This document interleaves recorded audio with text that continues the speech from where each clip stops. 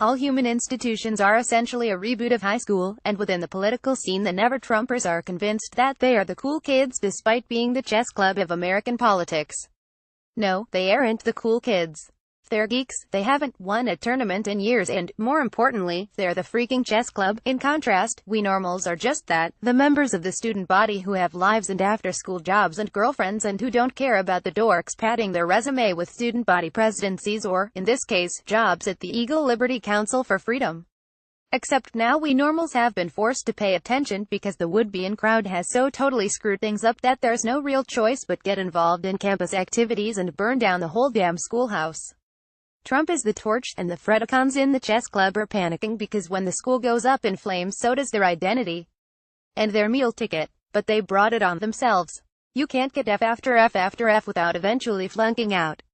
What have these guys achieved? The clowns they support in Congress can't even repeal Obamacare. That's a total no-brainer, and therefore should have been right up their alley. We normals are sick of being looked down upon and exploited by a bunch of people who, if this was a movie, would be played by James Spader, except Trainwreck 2017 James Spader, not Louche Suave 1986 James Spader. I guess that makes Bill Kristol the Nepicon Ducky, if Ducky was a less cool, backstabbing, deep state-loving weasel trying to sell Molly Ringwald a cabin on one of his crappy cruises. In place of trying to earn respect by demonstrating competence, they've chosen to try to diss us into submission. George W. Bush decided to go all mean girls in a speech that insulted his former supporters while delighting the left, and therefore the never-Trumpers. Now, if you read W's speech on paper, every word of it about bigotry being bad is true. But you give speeches in context, and here the context is decades of leftists and their media poodles falsely accusing the normals of racism and bigotry. So when W adopted that language, he also knowingly or negligently adopted that narrative. The former newspaper and current brochure known as the LA Times crowed in stunning attack. George W. Bush rebukes Trump, suggesting he promotes falsehoods and prejudice, and so, of course, the supporters of this Trump guy are therefore. Well, you get the picture. That is, if you're not being willfully obtuse, like the Fredicons, who are delighted that Bush decided to break his 16 years of super-principled silence in the face of liberal attacks to slander the very people who had voted for him and defended him. If being principled means letting liberals use you like a slit trench, then trashing the people who had your back to please the people using you like a slit trench, you can keep your damned principles. This shameful performance was inexcusable. I get that he's still mad because we told Jeb to go active love himself, but here's a newsflash: we don't owe the Bushes another chance any more than we owe one to the Clintons. Either Bush was intentionally utilizing this leftist narrative to launch a passive-aggressive attack on the very people who supported and defended him, or he was grossly negligent by not anticipating that his speech would be taken in exactly the way it was taken, as an attack on the very people who supported and defended him. Either way, George W. Bush owes us normals an apology. Of course, the chess club came out in fussy force after the speech in response to the pushback against Bush's cattiness. Why, you wouldn't be offended unless you were secretly convinced in your heart that you were some kind of racist, theist, because, of course, no one has ever been offended by being falsely accused of something, and never in all of human history has a speaker insulted people without expressly using their name. I wonder if they think this amateur hour gaslighting ever fools anyone. Exactly 0 people said, gosh, even though I'm not a bigot, Bush and his buddies implicitly accusing me of bigotry by adopting that slanderous liberal narrative have convinced me that I should once again trust them as leaders of the conservative movement. For some reason, this kind of disingenuous crap is why we despise the Fredicons.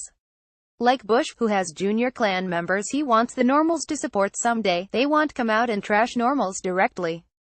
Bush got elected on normals votes, and Skippy Bush and Buffy Bush and Thurston Bush 3 will all need normals votes down the road, so he'll try to get his snippy cheerleader digs in at the guy who humiliated his family without fully burning the bridges.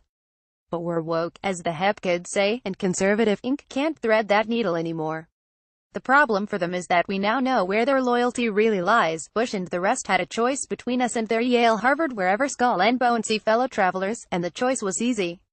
At the end of the day, politics gives way to elitist courtesy, and Bush will sit giggling with Obama and Clinton before he dirties himself by associating with the guy we chose over senior.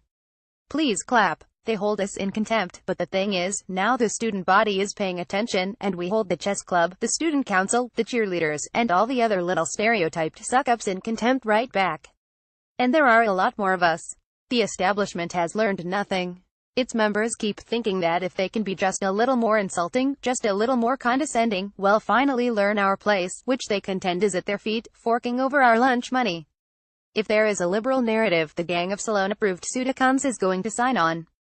So when it's a competition between a true hero like General Kelly and a leftist Democrat who looks like the result of Huggy Bear hooking up with Ana Navarro, well, word on the street is they're with her. The chess club cons are just mad that we didn't invite them to the prom. They're particularly mad at who we crowned prom king. They tried to sabotage it, but no one remembered the pig blood. Instead, they stayed home and watched their new pals on MSNBC, secure in their principles and their virginity. How do they see this ending? Do they see us somehow coming crawling back to them, begging, "Please, Mr. Crystal, please provide us your guidance, we need you." Now, where do I sign up for a cabin? I heard David Brooks and Bret Stephens will be giving a talk about how the Second Amendment should be repealed out on the Lido deck and that they're serving complimentary Zima and screw-top Chardonnay. Do they think once Donald Trump is out of office, either after 8 years or less if they managed to pull off some sort of deep state coup in conjunction with the liberals they prefer to us, that we're just going to quit? Really, can they truly imagine that Conservative Inc. gets to start back up again when we come to our senses and get unwoke? Do they think they've got a path to victory, where victory is really just our submission to their prissy dictates? The future with the establishment in charge is turmoil and catastrophe. Hard pass. So, here's the thing, dorks. You don't get to win. You don't. You're finished. The Republican Party has changed, and it changed because of you.